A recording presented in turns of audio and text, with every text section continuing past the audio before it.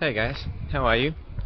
So, I'm in Melbourne, technically, but not really. I am in Melbourne, but I'm really far up, all the way north of the airport, in a nice little suburb that I got a room in for a couple of days.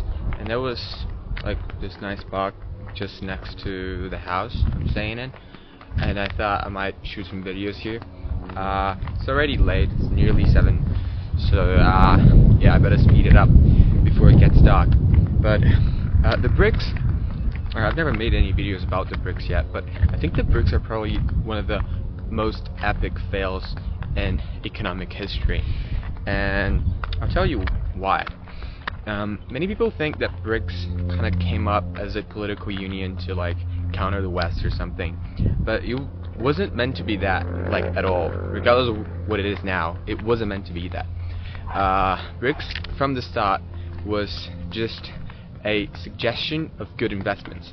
So the Goldman Sachs guy, like a professional or something, just said, oh yeah, Brazil, Russia, China, India, big countries, big populations, haven't had that much going for them like in the 20th century, but now they're growing, they're young, they're developing, it's an open market, those are like good choices for investment. And overall it kind of makes sense, right? Biggest countries, huge populations, they're very young populations at the time as well, so you would see how that would make sense. It was only after that term was coined, and like 5-10 years after, did like BRICS formally formalize, and then like in 2010 or something, 10 years later, South Africa joined, and now in 2024, or 23,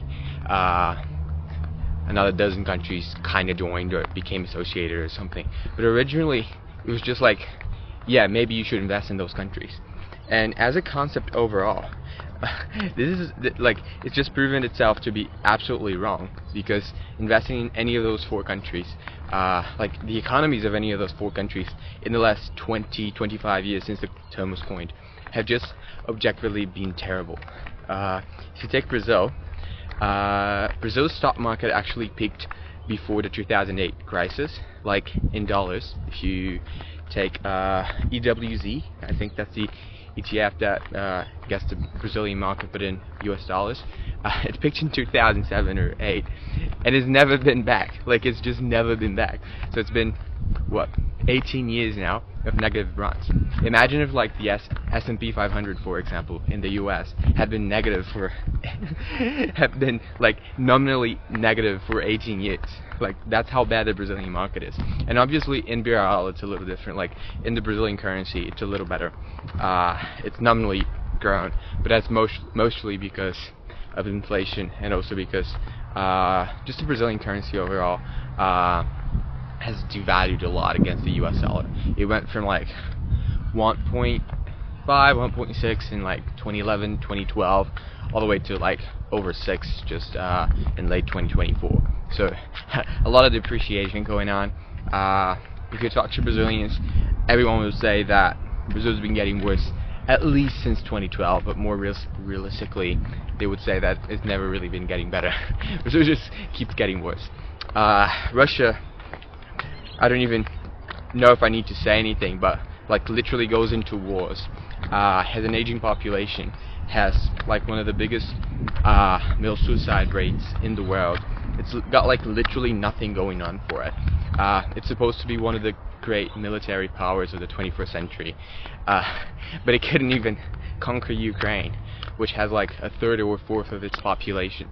Obviously it's not using its full capacity, it's not using like nuclear weapons or anything, but it's amazing that they've been at war for like 3 years and they still haven't really managed to conquer that much, especially in the grand scheme of things. When you think about how huge Russia is, even the whole adding of Ukraine wouldn't mean that much, especially just adding like a few regions of Ukraine. That's like, it's quite limited, to say the least.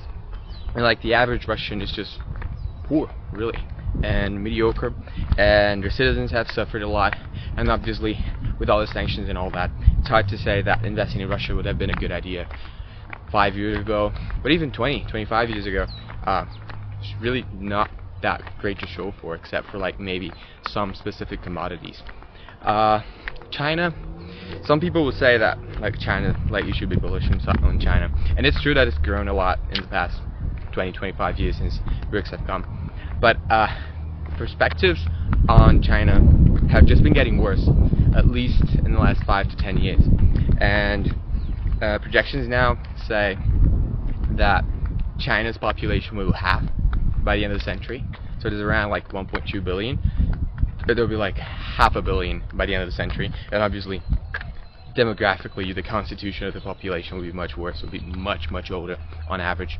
Many more old people. A ratio of working age people to retired people that's also much worse.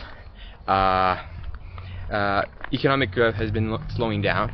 Authoritarianism, which was something that was kind of getting better, like since China liberalized in the 80s, China had gradually become not free, but like free-ish, and in the last 10-15 years it's gone back to getting worse again. More authoritarianism, again, just not a bright future overall. And if you take the average Chinese, they're doing better than they were doing 40 years ago, that's for sure, but they're not really doing better than like an average Westerner, for example. Yeah, and then last but not least, there's India. And actually, out of those four, India is like, it's got like the best perspective, which is crazy. Like if you're in a group of countries, and like the best country among this group is like India, you know that there's something wrong about the group, you know. But yeah, India is like, it's still got like a fairly young population.